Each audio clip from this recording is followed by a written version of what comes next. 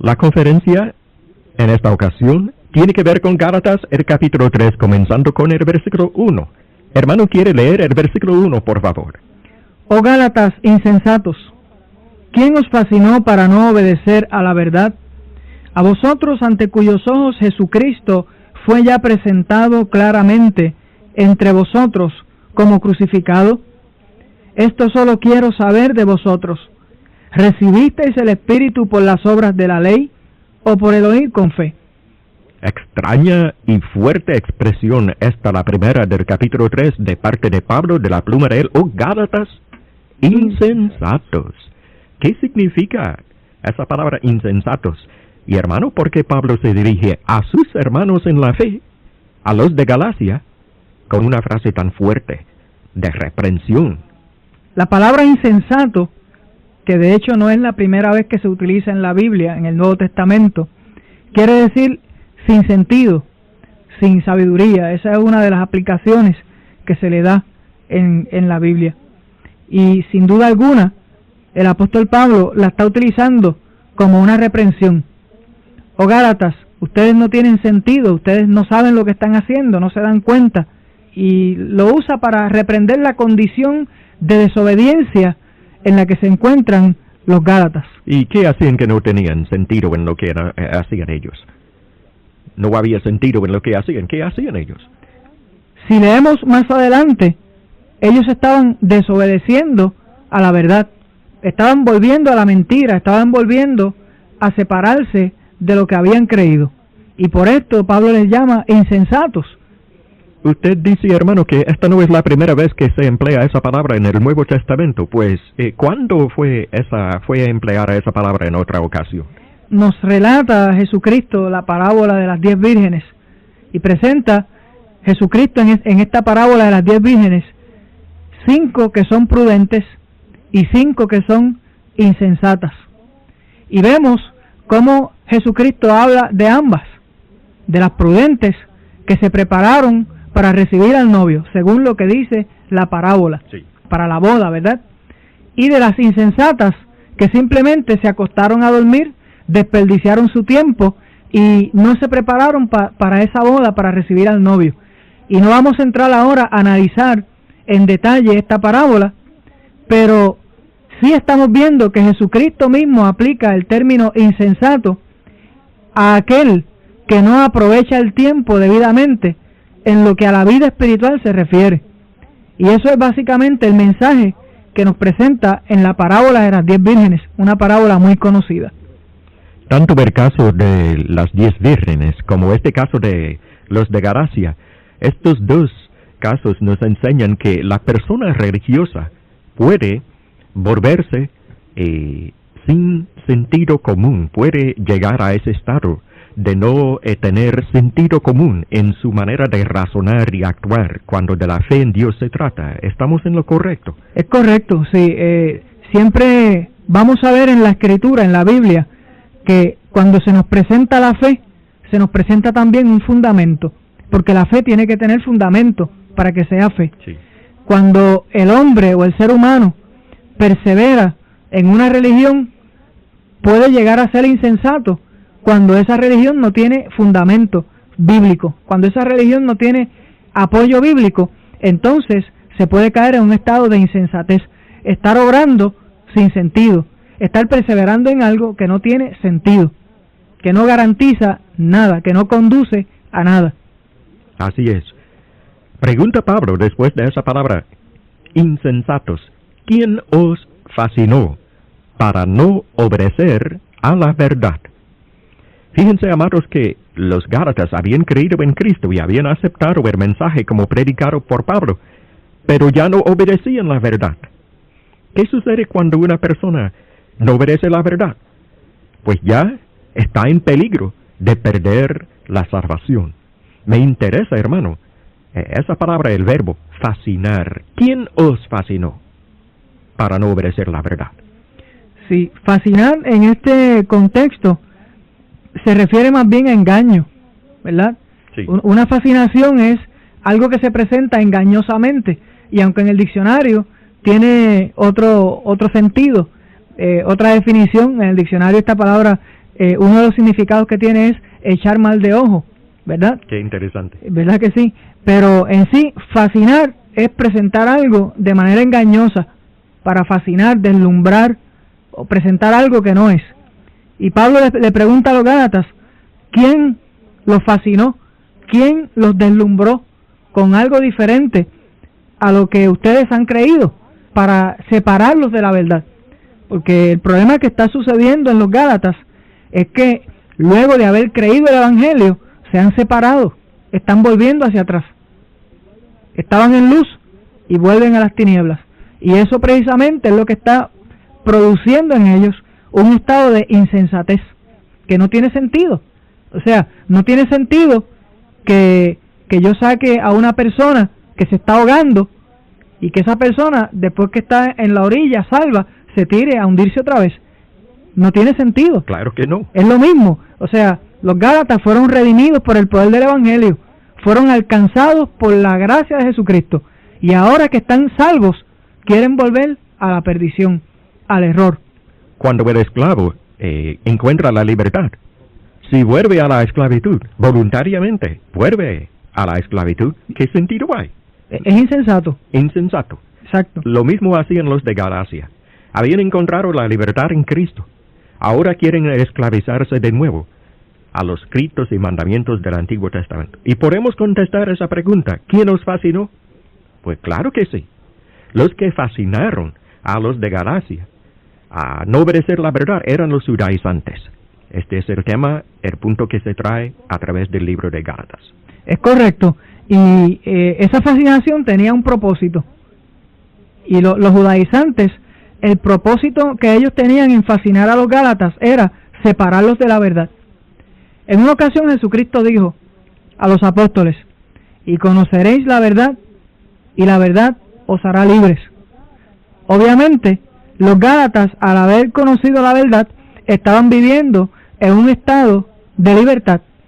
Y los judaizantes, obviamente, en un estado de esclavitud, porque no tenían la verdad.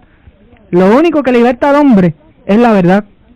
Y en este caso los Gálatas se están separando de esa verdad.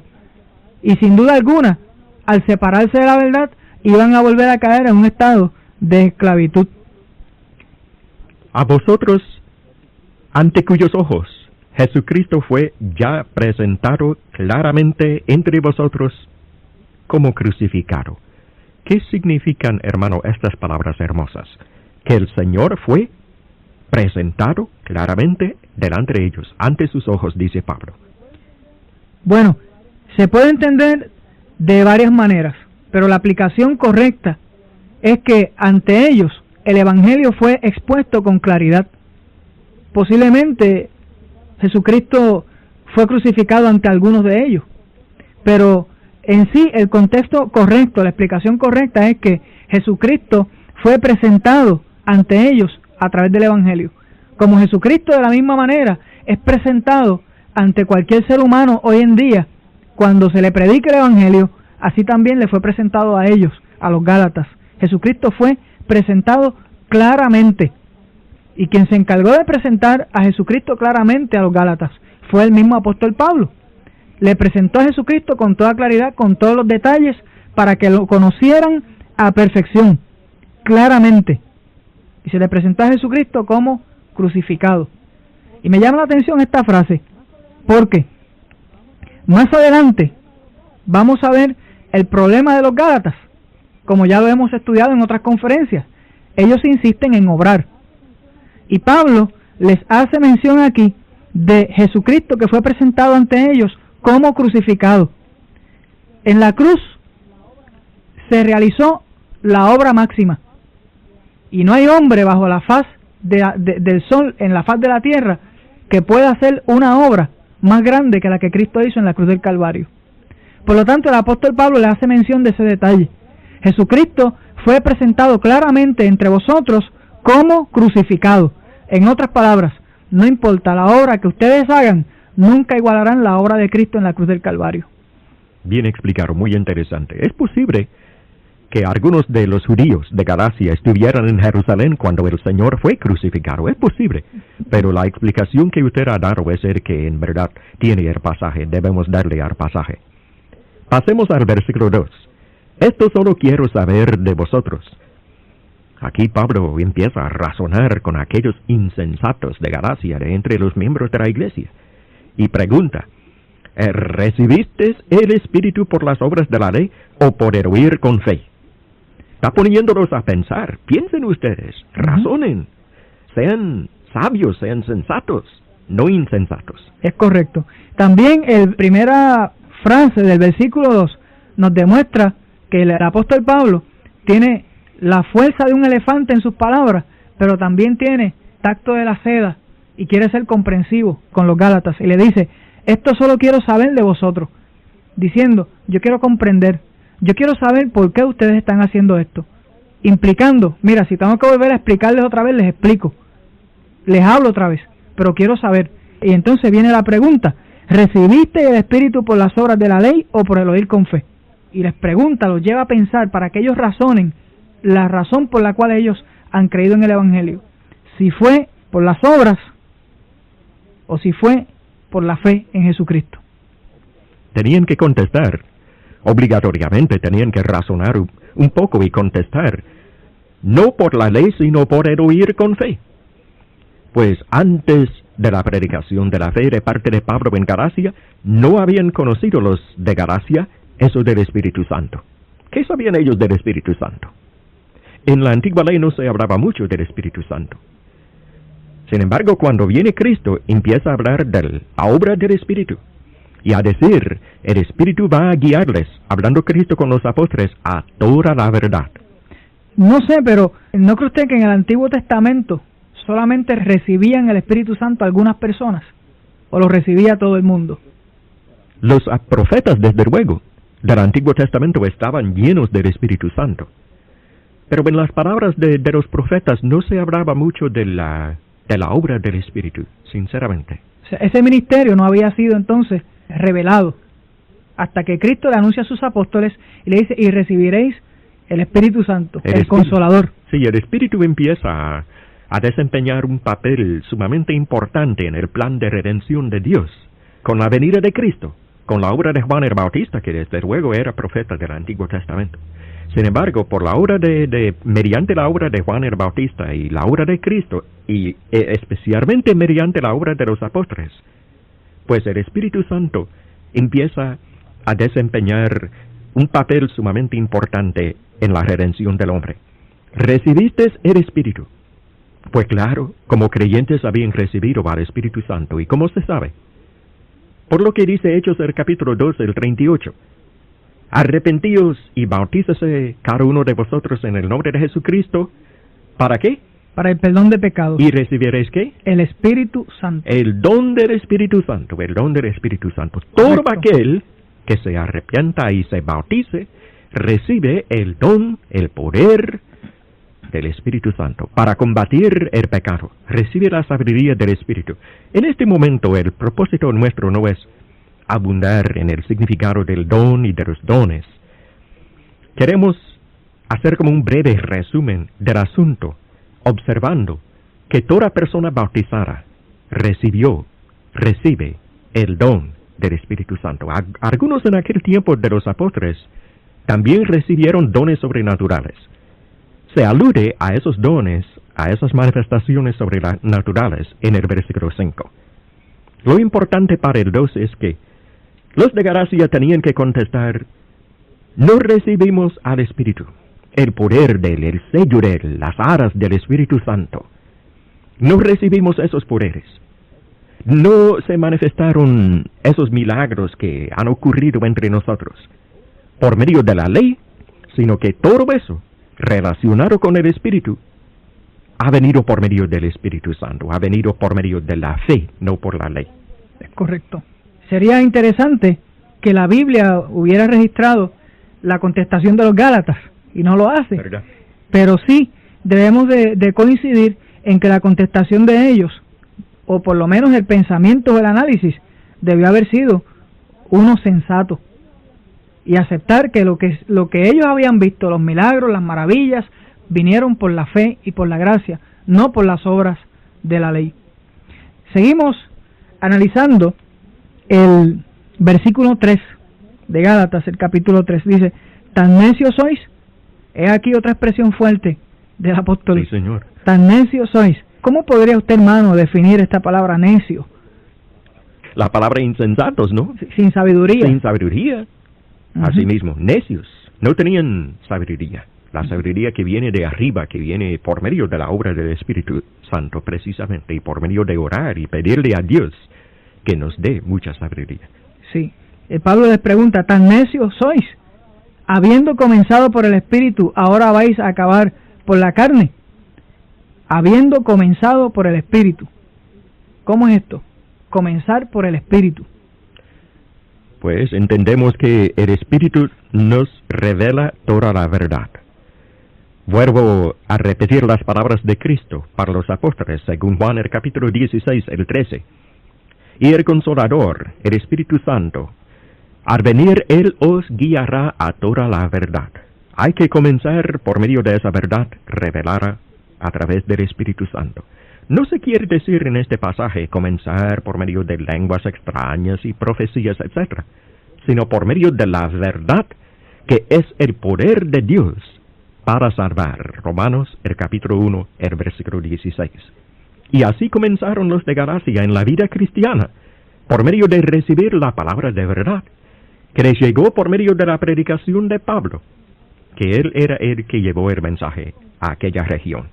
Habiendo comenzado por el Espíritu, ahora vais a acabar por la carne. ¿Qué es eso de acabar por la carne? Ajá. Esta es una expresión muchas veces mal interpretada. Acabar por la carne. Algunas personas asocian esta expresión a los placeres carnales, a los vicios, los placeres, las cosas mundanas. Pero en el contexto que estamos analizando, el acabar por la carne se refiere a la ley. Porque la ley era un ministerio carnal, era un ministerio de muerte, de condenación. Y en el contexto carnal, un ministerio de carne o acabar por la carne, se refiere a hacer las obras antiguas de la ley, del Antiguo Testamento. Y más adelante vamos a ver en el versículo 10 que se refiere el apóstol Pablo a este ministerio como uno de maldición. Sí. Y entonces Pablo les está diciendo aquí, después de haber comenzado por el Espíritu, van a acabar por la carne. No se refiere a que esta gente de Gálatas iban a irse a los placeres, porque vemos desde el versículo 1 que los que están fascinándolos a ellos, los que están influenciando en ellos para que dejen la verdad, son judaizantes religiosos. Por lo tanto, ellos no los están invitando a hacer placeres o inmundicias, los están invitando y fascinándolos para que vuelvan a la ley, a las obras del antiguo pacto. Y en este contexto, acabar por la carne se refiere, como ya hemos mencionado, a las obras de la ley. No tiene que ver nada con placeres, vicios, cosas mundanales, orgías, cosas con las cuales a veces se asocia acabar por la carne, como muy mal explican muchos predicadores y maestros de la Escritura. Acabar por la carne. O sea que por medio de seguir una doctrina extraña, entonces podemos salir de la comunión, podemos dejar de estar en comunión con el Señor y entristecer al Espíritu Santo, como escribe Pablo en otro pasaje, y luego caer en lo carnal meramente por medio de acatar doctrinas extrañas, humanas. Eso puede suceder en el día de hoy. Puede suceder y sucede. Puede suceder, indudablemente. Puede suceder y está sucediendo. Y mientras el hombre no busque la verdad en las páginas de la Biblia, va a seguir estando en un estado carnal. O sea, esto no es cuestión de religión. Esto no es cuestión de tener una religión porque yo necesito una religión. Esto es cuestión de tener la verdad, de conseguir la verdad y conseguir cuál es la voluntad de Dios en las páginas de la Biblia. El hombre puede ser insensato, puede convertirse en necio, mientras el hombre viva pendiente a enseñanzas que no tienen base bíblica. Y contestando, ¿verdad?, esta pregunta y siguiendo esta trayectoria del versículo 3, acabar por la carne, todo hombre que se somete a mandamientos de hombres, que se somete a dogmas religiosos que no tienen apoyo bíblico, termina por la carne también. Está en la carne. Solamente hay dos extremos en este asunto cuando hablamos de cosas espirituales. Hay dos extremos. El extremo espiritual o el extremo carnal. como lo presenta Romanos, el apóstol Pablo también. Las obras de la carne, y el que siembra para la carne y el que siembra para el espíritu. Cuando el hombre persevera en todo aquello que no tiene aprobación del espíritu, está en la carne. No necesariamente porque esté en placeres, está en la carne. Y eso hay que entenderlo. Es lo que se entiende.